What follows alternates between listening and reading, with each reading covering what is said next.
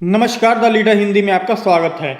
उत्तर प्रदेश के रामपुर जिले से एक बड़ी खबर सामने आ रही है, जहां करीब 5 करोड़ रुपए की नशीली दवाएं जब्त की गई हैं।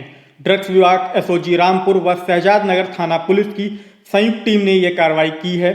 टीम ने लीजेंड इंटरप्राइजेज स्कूल के निकट पड़ी खंडर बिल्डिंग में छापेमारी की थी, जहां पर भारी मात्रा में नशीली दवाएं पाई गई हैं।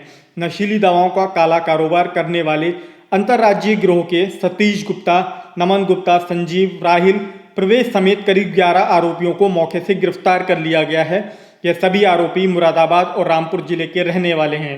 मौके से नशीली दवाओं की कुल करीब 118 पेटियां बरामद हुई हैं। ये दवाएं आरोपियों ने आगरा की एजेंसी से करीब 1 करोड़ 27 लाख रुपए में बिना बिल के ब्लैक में खरीदी थी, जिसे मोटे मुनाफे पर करीब 5 करोड़ रुपए में आरोपी बेचने की फिराक में थे।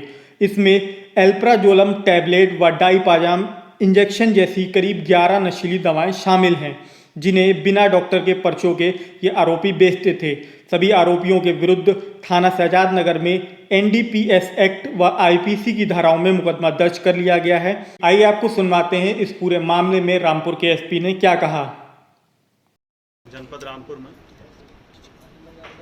शहजाद नगर पुलिस, एसओजी टीम और ड्रग्स विभाग के संयुक्त टीम के द्वारा बहुत ही अच्छा एक काम किया गया है, जिसमें अंतर्राज्यीय गैंग जो कि नशीली दवाओं का व्यापार करता था, उसके 11 लोगों को गिरफ्तार किया गया।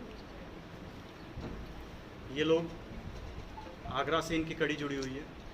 आगरा में पिछले वर्ष एक गैंग पकड़ा गया था इसी तरह का। उसी के क्रम में ये लोग आज पकड़े गए हैं। इनसे जब पूछताछ किया तो जानकारी प्राप्त हुई कि ये लोग आगरा से ब्लैक में दवाएं लेके आते थे। दवाएं सब ओरिजिनल हैं, परंतु ये लोग बिना बिल के जो इनका मार्केट प्राइस है उससे कम प्राइस में इसको लेकर, और अलग अलग लेवल पे 6 कड़ी इनकी मिली है। अभी 6 लेवल पे अलग अलग प्राइस बढ़ा के इसको बेच देते हैं। उदाहरण के तौर पर एक इंजेक्शन जो मिला है वो उसका क्रय मूल्य लगभग 14 रुपये के करीब है, और उसे कंज्यूमर जब आखिरी 7वें 8वें चरण पे जो उस इंजेक्शन का प्रयोग करता था उस तक पहुँचते पहुँचते वो इंजेक्शन 300 रुपये का मिलता।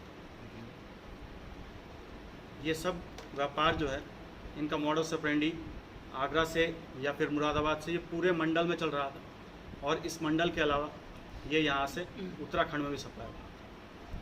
तो इन 11 लोगों को जो पकड़ा, कहाँ से पकड़ा?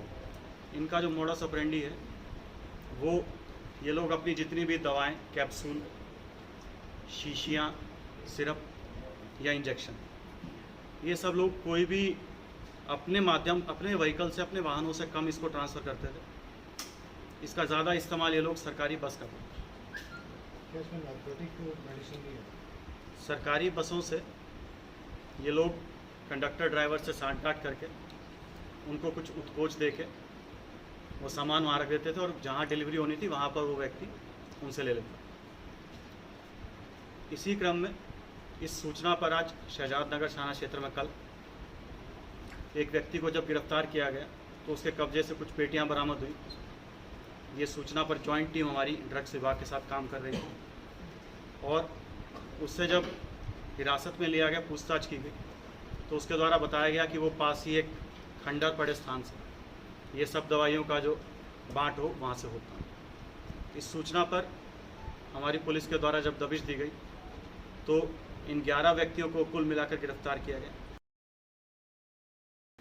या फिर इन लोगों ने कभी ना कभी किसी वैध मेडिकल स्टोर पे बतौर एमआर, बतौर सेल्समैन किसी ना किसी तरह से काम किया। एक व्यक्ति इनमें से अभी खुद का एक और नया मेडिकल स्टोर बिना लाइसेंस के खोलने का भी प्लान किया।